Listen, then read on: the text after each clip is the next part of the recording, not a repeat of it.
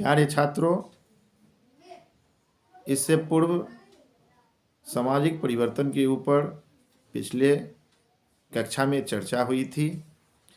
आज नए कक्षा में समाजशास्त्रीय सिद्धांत, सोशलॉजिकल थ्योरी, इस विषय पर चर्चा होगी। संरचनात्मक सिद्धांत, स्ट्रक्चरल थ्योरी। सामान्य भाषा में संरचना शब्द का प्रयोग बनावट या ढांचे से लिया जाता है। यह एक प्रकार का प्रतिमान होता है। जब किसी भवन को बनाया जाता है तो उस भवन का ढांचा या स्वरूप एक प्रकार की संरचना कही जाती है। 16वीं शताब्दी में जाकर इस अवधारणा का प्रयोग किसी एक संपूर्ण व्यवस्था के अंगों के पारस्परिक संबंधों के साथ लिया गया। वस्तुतः संरचना का यह प्रयोग शरीर रचना विज्ञान में अधिक हुआ। इसके बाद इसका प्रयोग राजनीतिक दार्शनिकों ने किया। संरचनात्मक सिद्धांत का अर्थ। अब संरचनात्मक सिद्धांत का अर्थ क्या है, इसके ऊपर जो है सो चर्चा होगी। सामाजिक संरचना का प्रयोग समाजशास्त्र एवं मानवशास्त्र दोनों में होता है। इन दोनों विज्ञानों में इसका अलग अलग प्रयोग हुआ है। इसका अर्थ विभिन्न परिभाषाओं से समझा जा सकता है।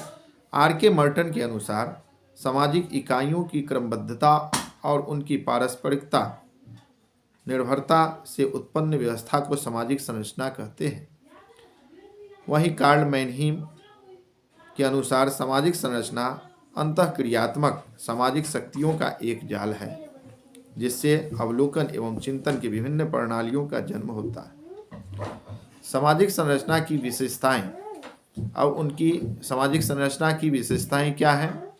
पहला, सामाजिक संरचना बाह्य स्वरूप का बोध कराती है। दूसरा, सामाजिक संरचना अखंड व्यवस्था नहीं है।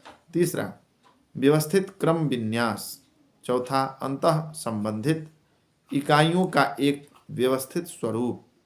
पांचवा, सामान्यतः एक अस्थायी अवधारणा। वहीं छठा, इसका निर्माण अनेक उपसंरचनाओं से होता है। सातवां, स्थानीय विशेषताओं से प्रभावित। आठवां, विघटन के तत्व भी पाए जाते हैं। सामाजिक संरचना के प्रमुख स्वरूप। पार्सन्स ने अपनी पुस्तक द सोशल सिस्टम में सामाजिक संरचना के 4 स्वरूप बताए हैं। पहला, सार्वभौमिक अर्जित प्रतिमान। दूसरा, सार्वभौमिक प्रदत्त प्रतिमान। तीसरा, विशिष्ट अर्जित प्रतिमान। चौथा, विशिष्ट प्रदत्त प्रतिमान। टॉलकॉट पार्सन्स के द्वारा प्रस्तुत वर्गीकरण 4 प्रकार के सामाजिक मूल्यों पर आधारित है। पहला, सार्वभौमिक सामाजिक मूल्य। दूसरा, विशिष्ट सामाजिक मूल्य। तीसरा, अर्जित सामाजिक मूल्य। चौथा, प्रदत्त सामाजिक मूल्य।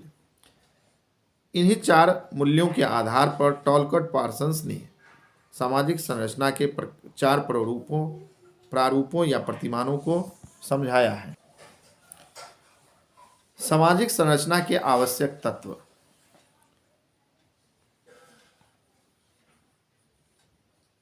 नेडेल के अनुसार समाज की रचना 3 आवश्यक तत्वों से होती है।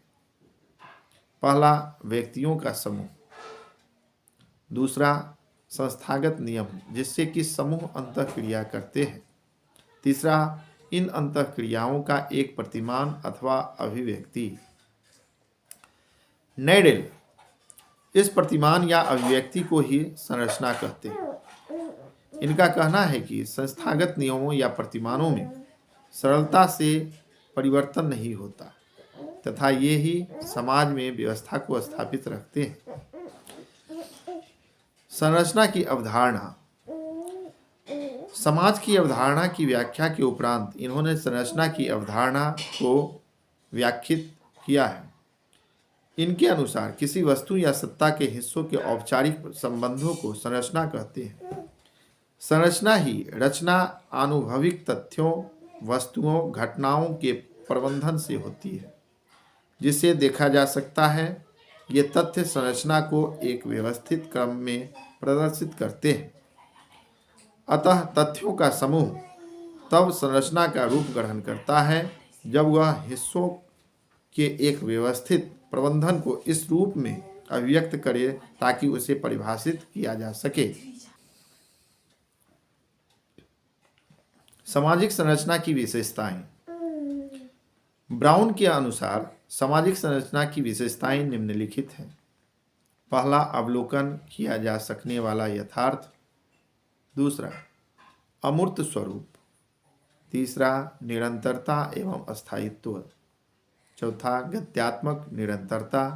पांचवा, सामान्य स्वरूपों से संबंधित। छठा, स्थानीय आयाम।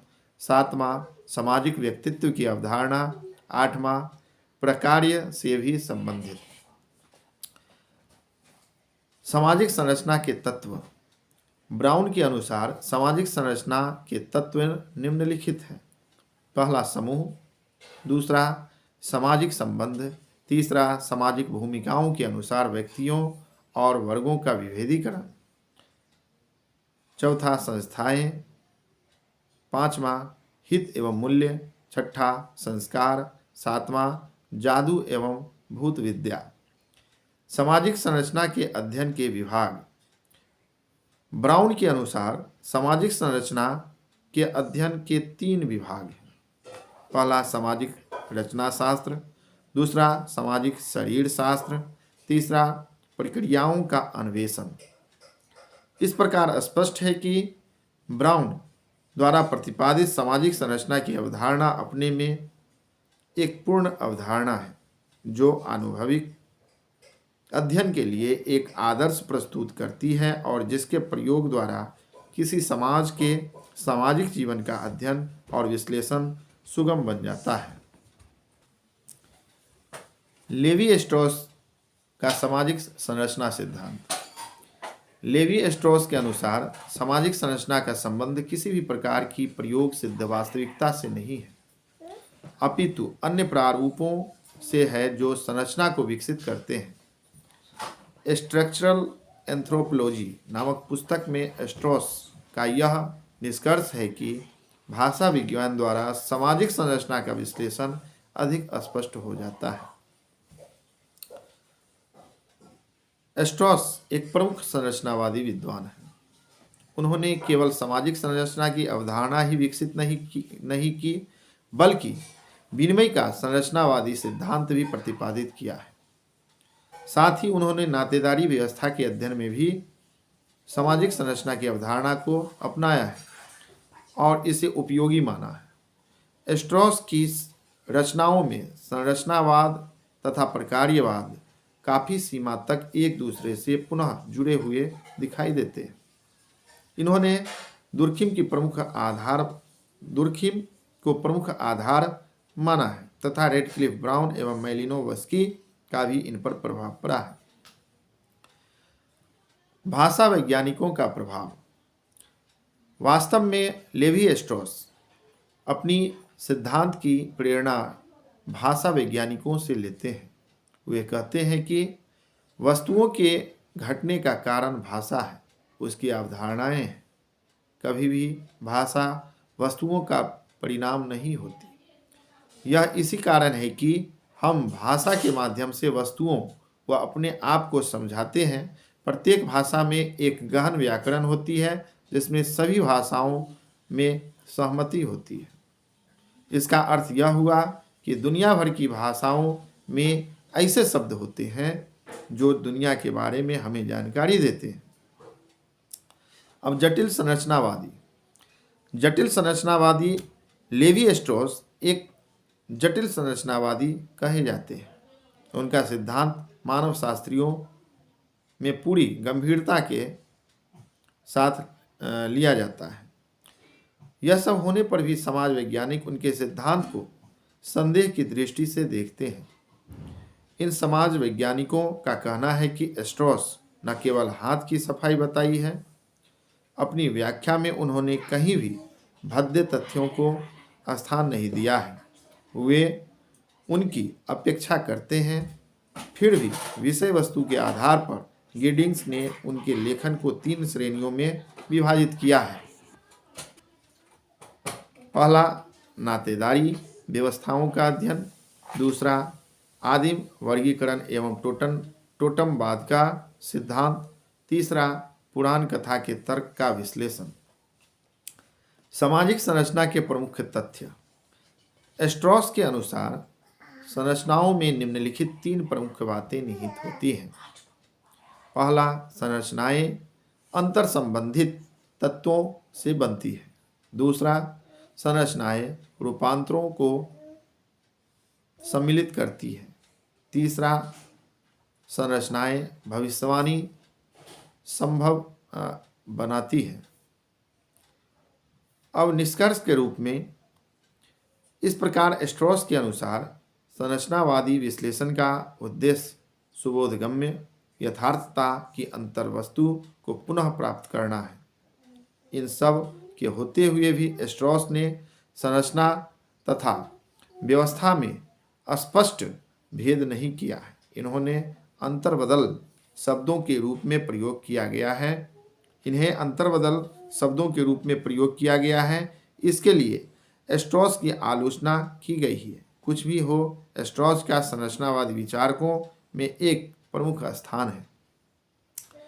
इनके अनुसार संरचनावादी अध्ययन महत्वपूर्ण स्तरों अथवा अंगों को पृथक करने में ही सहायक नहीं होते, अपितु उनके ऐसे प्रारूपों का निर्माण करना भी संभव हो जाता है जो तुलनात्मक अध्ययनों में सहायक है। स्ट्रॉस समूह संरचनाओं, सामाजिक स्थितिकी तथा सामाजिक गत्यात्मकता का स्पष्टीकरण करने में सफल रहे। प्रिय छात्रों, आज सामाजिक संरचना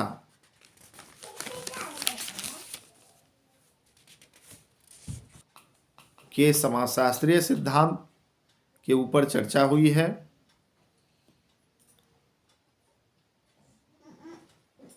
इस चर्चा से हमें जो जानकारियाँ मिलेगी हमारी बौद्धिक विकास के लिए बहुत ही सहायक है और छात्रों से कहना है कि इसको गंभीरता से ले और अपना बौद्धिक विचार को अच्छे ढंग से विकसित करें। यही और अंत में आप सभी प्यारे विद्यार्थियों, प्यारे छात्रों से अंतिम रूप से शुभकामना है कि समाजशास्त्रीय सिद्धांत के ऊपर जो चर्चा हुई है इसको अपने साथ आत्मसात करें और बौद्धिक विकास को बढ़ावें। धन्यवाद।